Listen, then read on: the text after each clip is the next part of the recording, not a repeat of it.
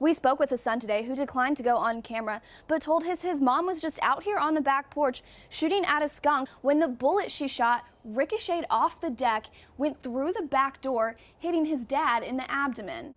Every home game, more than 90,000 fans fill Kyle Field, but if the games were to be moved to Houston, the stadium would be empty.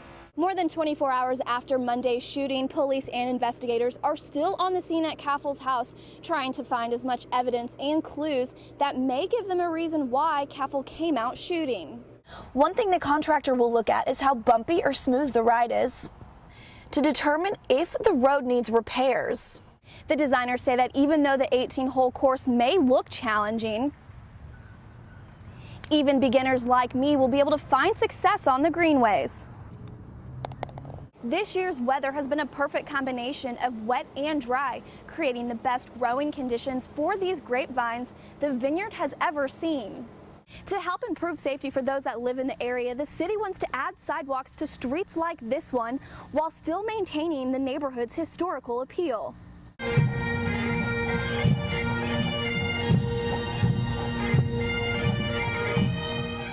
For the second time in less than 7 months, the Bryan College Station community has had to mourn the loss of a public servant.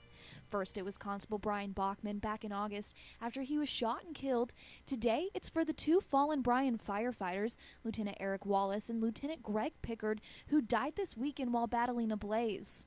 Lieutenant Wallace and Lieutenant Pickard willingly put themselves in harm's way day in and day out to protect the citizens of Bryan.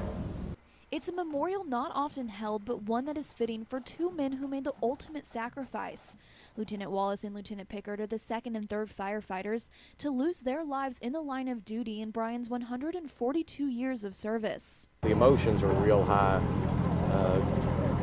It's a very somber moment, but uplifting to have all the support from the outside departments as well as all of our brotherhood here in Brazos County.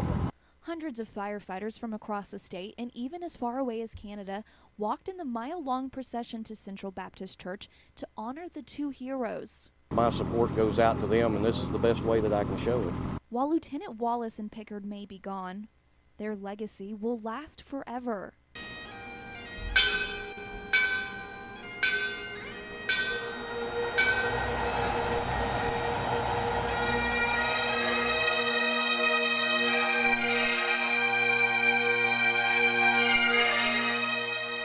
Bryan, Lauren Holman reporting. 30-year-old Sergeant Monte Bernardo and his family thought they were coming to Kyle Field Saturday to be recognized as part of A&M's Military Appreciation Day, but little did Sergeant Bernardo know he was about to become the star of the halftime show. It's my distinct pleasure to announce that this home is going to Sergeant Monte Bernardo, who was badly wounded fighting for his country in Afghanistan.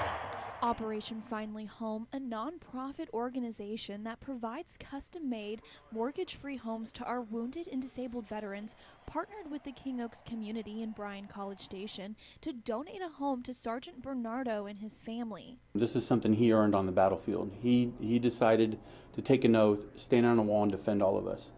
And if anybody deserves the American dream, is these young men and women. Sergeant Bernardo was badly wounded by an IED on the 4th of July during his second deployment to Afghanistan. He lost both his legs and his left hand. I'd do it again in a second. I wouldn't go back on it.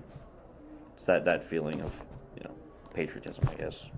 Now, thanks to generous donations, Operation Finally Home and King Oaks will not only give Sergeant Bernardo an all-expenses-paid home, but a sense of normalcy and a chance at a new beginning.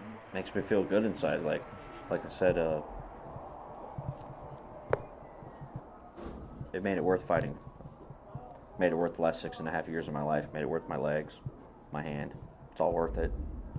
To have people like this. All of America should be like this. That's for sure. Sergeant Bernardo will move to Aggieland once all of his rehabilitation is completed in Maryland. He then plans on attending Texas A&M University and majoring in aerospace engineering. In College Station, Lauren Holman reporting. Mike Stolz, owner of Champion Firearms in College Station, has been in the business of selling guns for 20 years. But what's happened in the past few weeks after calls for tighter gun control is like nothing he's ever seen before. To say that we were unprepared or didn't see it coming is an understatement. I mean, I don't think anybody really assumed that, one shooting could trigger, I guess, such a response. Typically, Stolz carries 1,500 different types of guns, ranging from handguns to semi-automatic rifles. Since the surge in business, he has only 300 in stock. Now the shelves are bare and the display case is empty. But it's not just gun enthusiasts looking to buy. A lot of people that are concerned about, self-protection, they're flooding in right now buying their first gun. Champion Firearms not only had to add an extra handgun class, but they also had to double the size because the demand is so high.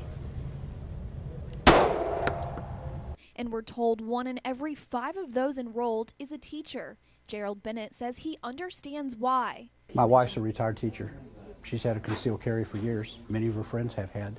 They've seen what's going on in the schools. But no matter what the reason, one thing is for certain. If you're looking to buy a gun, it'll be hard to find because Stolz says it'll take several months to get some items back in stock. In College Station, Lauren Holman reporting.